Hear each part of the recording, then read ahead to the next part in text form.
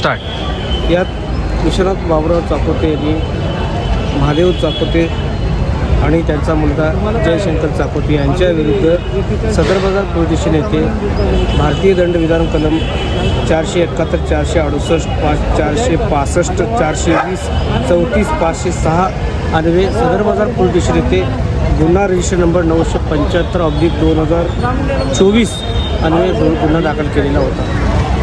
जेणे की मौजे कारंबा येथील शेतजमीन गट नंबर 112/1 ही मिळकत त्याच्या मालकीची होती आणि ती या महादेव बाबुराव चाकोते आणि त्याचा मुलगा यांनी बनावट कागदपत्र तयार करून तर हडप केली असं त्यांचा तक्रार पोलीस स्टेशनला दाखल केली होती. सदर प्रकरणात गुन्हा रजिस्टर झाल्यानंतर सोलापूर येथील जिल्हा न्यायाधीश यांच्या कोर्टात महादेव बाबुराव चाकोते आणि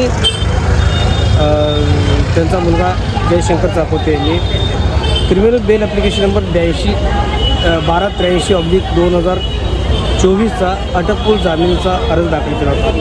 सदर प्रकरणात ही त्यांनी छोटी केस केली होती केवळ. आणि दुसरं म्हणजे ह्या प्रकरणामध्ये